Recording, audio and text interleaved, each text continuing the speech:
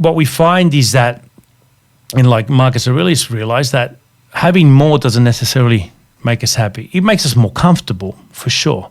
So having a certain amount of money, certain amount of food, certain amount of shirts and so forth, gives us a certain degree of satisfaction, but also it eases our minds that we'd have to at least worry about that. So I always say the only people that worry about money are poor people, because they don't have it. You know what I mean? It's people that are very rich that usually talk about money. It's a big part of their lives, because what I find is that people that have made money anyway, that weren't born in money, that have made money, have taken money very seriously. Like it's their main thing. And again, if it's the only thing, then they're very good at that, but they're very poor at probably very poor at other things, such as relationships and friendships and taking care of themselves and so forth. So again, it's a bit, we should not envy those people, but if anything, make it a mirror to ourselves. Like, do I really want that type of lifestyle? And that's why you find every now and then you wake up in the morning and you've heard that a celebrity with a lot of money and fame and looks even sometimes, and sometimes even talent, have committed suicide. And you think, why?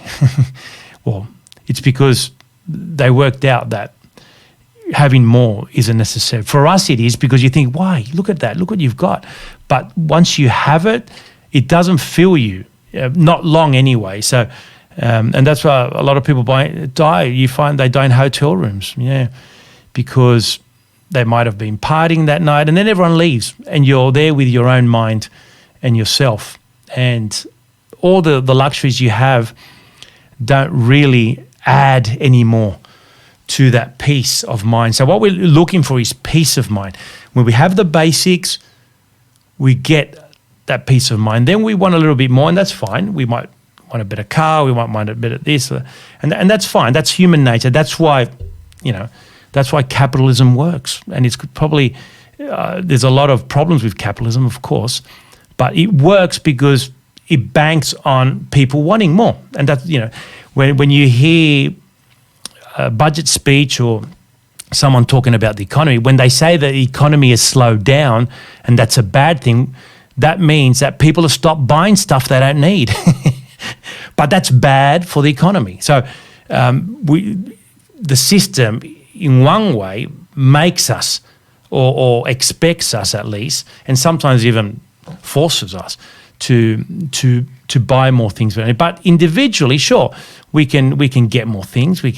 And we can't escape it. Of course, you can't escape it because we're in the system.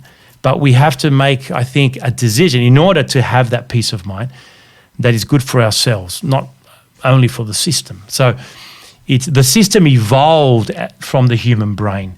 So someone didn't just sit down and say, let's start capitalism, or let's start feudalism, or let's start monarchy. It happened because it's what people. It happens on its own. It develops by how people are, how people get organized. So the system we have is because of the way we think.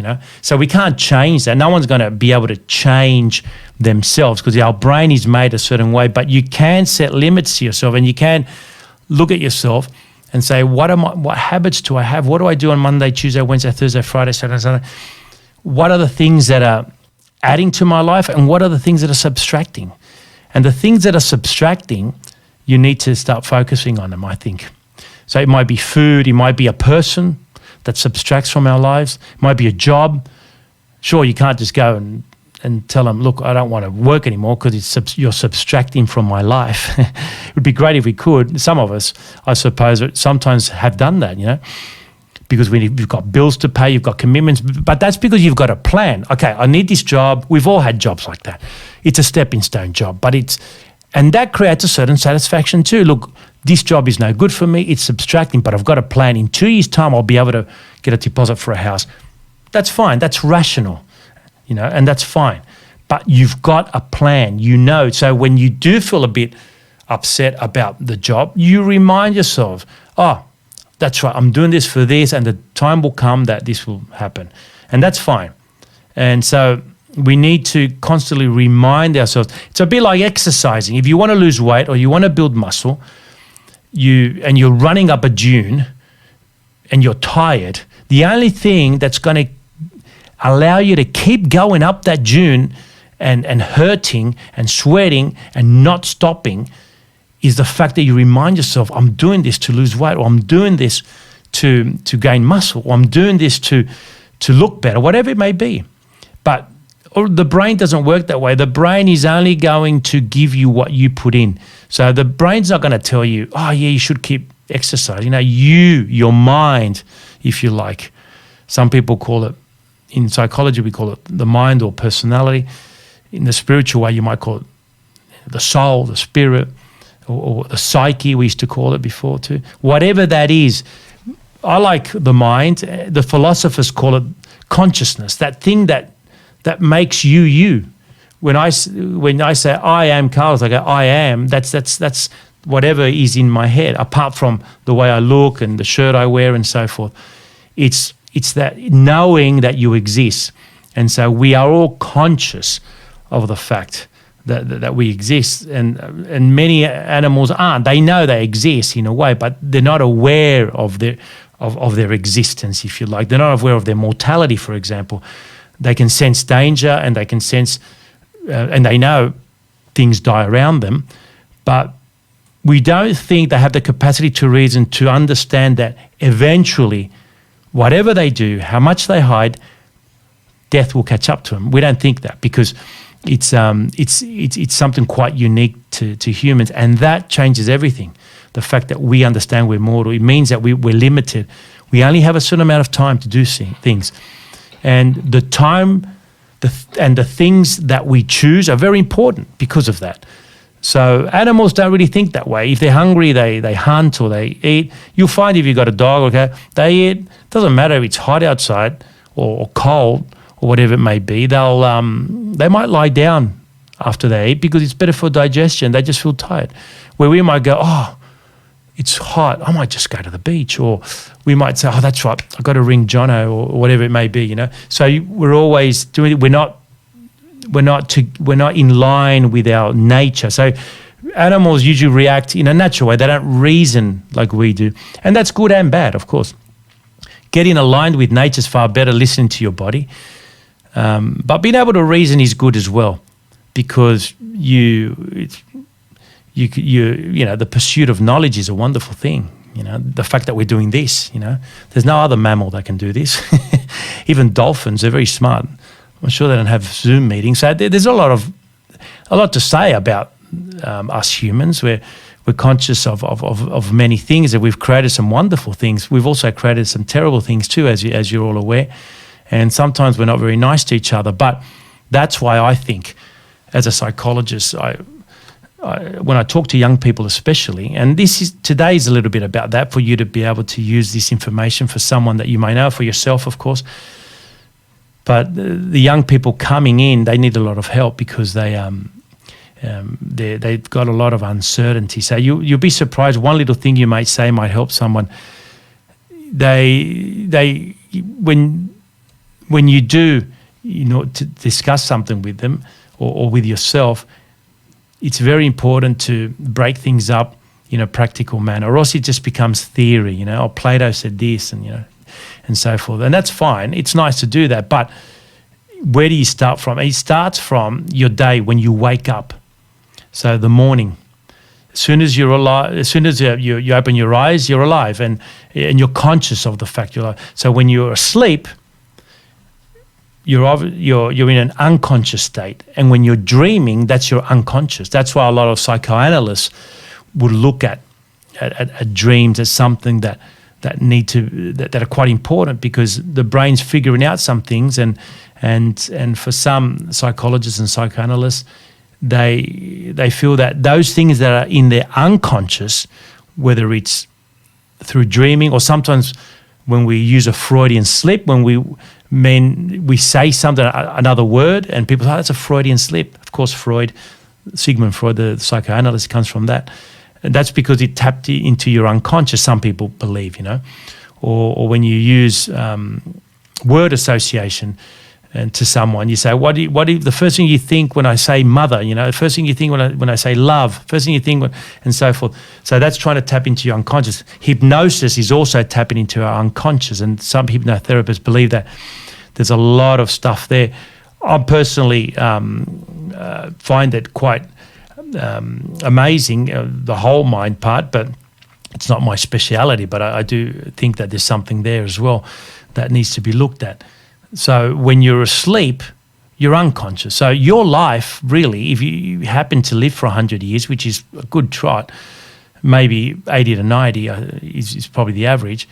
You remember your conscious times is actually 2/3 of that, and so your conscious times. And so what you do during that time is very important. So it starts off by deciding what to do. And the best thing to start off with is look at whatever you're doing now.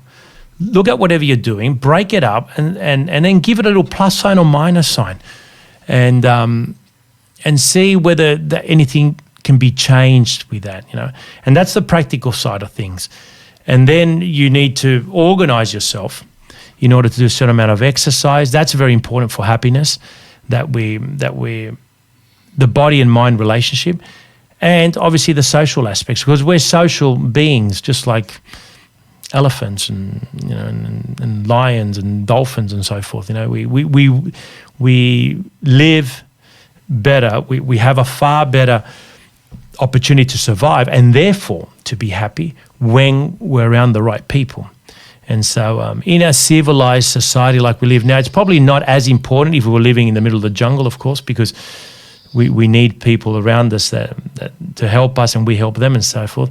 But we've developed those skills, and the fact that we have them it's important to be able to utilize them. So when you meet someone that lives on their own and that doesn't mingle much with people, and they say, I'm totally happy with that because I don't like people, that's really just a superficial type of feeling. Deep inside, you do need it.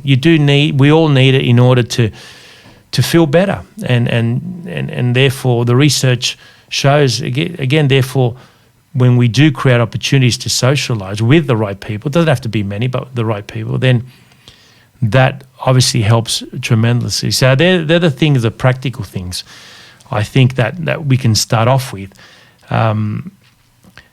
What I find also with happiness is that most people throughout, I don't know if you've ever had an opportunity to read up on happiness, but since antiquity, I think you find that there's a common thread, and that common thread is that happiness is usually something that doesn't last long, but it comes from within, And so whether you look at someone from ancient Greece or you look at a modern writer, you usually find that through their own experiences and research, they find that that's the common link. Then there's other little differences. So we spoke about Aristotle, who found that happiness is in moderation, in the moderation of things, many things, and moderately, rather than just focus on one thing, And so you also have someone, for example, like someone that lived around the same time, a philosopher called Epicurus, who thought that really happiness is doing things that give you enjoyment, physical and mental enjoyment. But what he felt was that, a bit like Marcus Aurelius, that in order to have these things for them to be effective, you can't do them all the time. So you've got to pick your battles, if you like, and be happy with the 5s out of 10s, because the 9s and 10s will come in our lives, and the 2s and 1s will come too. And so in contemporary psychology, we've worked out that 90 to 95% of our life is at 5. We get the peaks and we get the downs. It doesn't matter what happens, whether you speak to a psychologist or not, whether you read or whether, you always go back to 5, always. That's the nature of happiness. So there's been a research done on that, and there was a case where 2 young men, 35-year-olds, roughly about the same time of their life. One of them won a lot of money in a lottery ticket, and the other one had an accident and became paraplegic. And the one that won the money, we found that happiness rose to 10 because it was a lot of money. And the one that had the accident, of course, went to 1 because it's a big change of life, especially being so young and so for being bound in a wheelchair. Within 12 months, both of these people were at 5. That's quite incredible. That's the nature of happiness there. Both of these men, without doing anything else, were back at 5, which meant that the happiness that the win gave didn't last long, and it wouldn't have lasted 12 months. It would have lasted a lot less, but the research was just done then. And the person who had the accident adapted very, very quickly to their situation and became, in one way, embracing of their situation and decided to keep living, because that's what the brain does. Our brain is made, if you like, with a capacity to survive, to live. You know, that's why suicide, in a way, is so irrational. It goes against every pore of our body. And that's why, if you ever tried to kill a mouse or a cockroach, how hard it is, they will do absolutely everything to live. They're made to live. Everything is, whether it's a plant or whether it's an insect or whether it's a big animal, you know, like a rhinoceros, whatever. They're very hard to die, because everything that we have, you know, from our hair to our eyelashes to our toes, everything is built for us to be able to survive in the world, everything. And so we will kick and scream, we'll hide, we'll fight back, whatever you got to do, but you will try to live, you know. And so that's the nature of happiness, that we are built to survive regardless of what happens in our lives. And so when we're caught up in a situation, in a bad situation in our lives, hopefully not as bad as that young man, but we all have stressful situations in our life, we have to understand and maybe talk to someone young that's going through something like that too, that they're going to say that now it's like this, but it won't be like this for long. You will eventually go back to normality. We'll go back to those 5s. And don't let those 5s, people, go past you without enjoying them.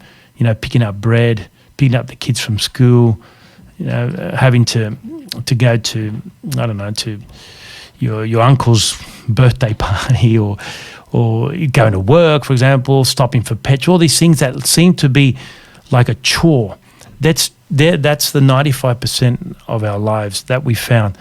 That's the most important part. And then they're gone. I mean, when we talk to people that are at the end of their lives and they can discuss their own life, some of the things they regret most, it's not the fact that they didn't do these grand things, it's the little things that they didn't maybe spend more time on, or they realize that how happy they were during that time. And so in order for us to be able to break through our human brain that we want more, you need to like say, hang on, brain, what I want now is just focus on this task, these next 20 minutes, because these next 20 minutes are the best time of my life. It's the only time of my life. You know, I tell people that come into my office, you know, you've got your life, I've got mine. Once you leave the door, I might be going home, whatever. We've got all our things to do and so forth. But the most important part and time of our lives is right now, us sitting in front of each other, two strangers talking, because it's the only thing that's real at that stage. As you know, life is very fragile. You don't know what's going to happen. If you're already thinking about what you're going to be doing next, then you're missing out. And so the big thing with happiness, my friends, is concentrating on the present. How do you do that? With great difficulty. If it was easy, then there wouldn't be so many books and talks about it. It's hard in the sense of our nature, because it goes against our nature. We are made to think always up front, you know what I mean? But it's easy to do. Most of the solutions in life are the easiest one. Have you ever heard that saying? Usually the most simple things in life, or the easiest solution is the best one. And actually, there's Occam's razor. A guy that lived in the 1600s, he invented that to cut through our decisions in a way. That's why they call it the razor. Usually find that the best and the simplest and the most effective thing is usually the best thing to do, and don't look for anything more. So, and usually when someone presents you with a situation, and in your head you start thinking, hang on, I reckon this is what happened. They're telling me this, but I reckon that's what you're doing. You're cutting through the truth because you're using your logic and thinking, what really makes sense is that by the evidence that you're telling me is that this probably happened, because it's the most simplest thing. Everything leads to that happening, not the other one. And you could decide that that if you wish, through faith or through hope or whatever, that this other thing, which is almost miraculous, might have happened. That's fine. But really, in the real world, it's usually the simplest explanation is the best one. So we use that for ourselves as well, I think. We use that for ourselves in the sense of how we're going to resolve certain things in our own life. And so when we're caught up with the things that are stressful, the best thing is to use Occam's razor. You can Google it if you want. Occam, Okham, Occam's razor. And it's a wonderful formula for many things to use. And it's usually quite effective, even till today. Or else our mind complicates things. We start getting paranoid or adding things that aren't there and so forth, That's why when you're in a trial or something at the court, the judge's job is to make sure that the only thing that they're taking into account is the facts, because they know, the judge knows that the human brain will add things that probably weren't there. You're implying things. Well, that doesn't matter. And so for ourselves, it's very important as well. When you make the list of the things that subtract, be sincere with yourself, or else it won't work. Be really sincere of the people you hang around with, the amount of time you use up in your life doing things that maybe for others, or things that don't give you much satisfaction. Maybe they did in the past and they don't anymore. Of course, there's the little things in life that you can change, and then there's big decisions, and that might take a bit more time. But putting it on paper, making a list, and maybe starting a journal like Marcus Aurelius did on how you feel that morning, and reminding yourself of things, you'll be surprised. Again, it's simple, but because it's so simple, most people don't do it. Yeah, a lot of people come and see me, and they expect something very complicated because, I'm a psychologist. And I didn't even know how to spell it yet. I think with a P and an S, It's a very complicated word. So people think, you're going to give me this complicated thing and that's going to work. No, it's very simple. It's a bit like losing weight. When you tell people the best thing to do is to eat less and exercise more, they feel disappointed. They want almost like, hang on, it's got nothing to do with the moon or the tide or maybe other things that make complicated things. No, well, it may, but it probably doesn't.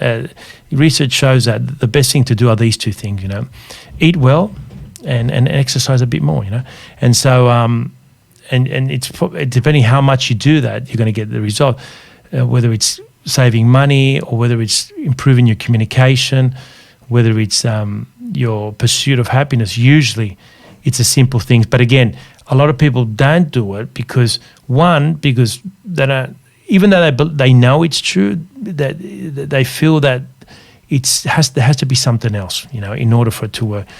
And more importantly, a lot of the times people don't do it or start doing it and stop doing it is because they don't get results straight away. And our brain is made to get results straight away. That's how we learn. That's how you teach a child, You can't tell the kid, you shouldn't have touched my pen, 3 days later, because they're not going to understand. But if you say to immediately, that's my pen, please don't touch it, they might understand. So there's that immediate feedback. That's how we learn. So our brain is designed for immediate reinforcement and satisfaction, or negative reinforcement, which is might be obviously something like I just said, when you talk sternly to someone or take something off a kid because, you haven't done that, therefore you're not getting your game today or whatever. But it has to be immediate because that's how we learn. So because our brain is like that, most people want that immediate result. And so they give up. But if you're just consistent enough, you're moderate enough, and you keep things simple, you're going to get results in the long run. And that's the better way in everything. Long run, keep it simple and be consistent. Because once you adopt that habit in your life, whatever you may be doing, it's very easy to do. That's why when you talk to people that are quite successful in things and they do many things, you say, how do you do it? Usually they go, I don't know, I just do it, So they just do it. They just do it. It becomes a habit. But to get that habit, you got to get through the initial part, which is the first part, usually 10 days when you try to change a habit. If you do something 10 days in a row, you've already created a habit. 21 days, you've pretty much locked it in. Whether it's deciding to learn the guitar, you grab the guitar 20 minutes every day. After 10 days, on the 11th day, you'll be going to the guitar. After 21 days, you won't even be thinking about it because it's what you do. Whether it's what you eat or whether the way you talk to someone or starting a journal, whatever it may be, that initial thrust is hard. That's why you have gears in trucks, because to move from zero something takes a lot of effort. That first gear is a bah. And that's the same with any other change or movement in life. There's a lot of effort that goes into very, very slow movement, that first gear. But once you start moving, once it starts happening, then you get second gear, and then you're just literally on cruise control. It just becomes easy. You just get up in the morning and you do them. But you've got to understand that it's the consistency that's going to get you. And that's, my friend, the way that we create the opportunities for happiness. Not happiness, but we create those opportunities. Then we still got to take those opportunities. It's a bit like going to one of those sushi bar things with a train. What is it? The sushi trains, whatever it is. You can decide to have it, and you sit down, but unless you pick one out, you're not going to be able to eat it. You create the opportunity to have sushi, or whatever it may be, but then you still got to go through the motions of getting it. Just by going there, it's not enough. Then you still got to grab out and get one, or else it goes around. You just don't know when it comes back again, or if it comes back. So, and in life, it's a little bit like that. So, creating good habits in moderation, I think. Writing down the things that you want to do, I think. Keeping a journal, and also keeping it relatively simple. So, I think if you guys would like to continue researching that, start with meditations. If you Google meditation, that's going to give you other things that you can go to as well. But just to get your brain in line with that, it's a very stoic approach to life, looking at things that create happiness in more long term rather than those. We already know things that make us happy, of course, we know that, but we also know they don't last long. So now today was about creating opportunities for more long lasting type happiness, which is not really happiness, it's just more like peace of mind. And then happy times come within that. Yes, my chat on happiness. Part 1 and 2 now done. I'm sure there'll be plenty more later on. I hope you enjoyed that, my friends. And yep, we're getting close to now end of the year. Take care of yourselves. And in a couple of weeks, I'm going to put up another little chat about how to prepare for these times, my friends. And remember, more importantly, that existence is marvelous.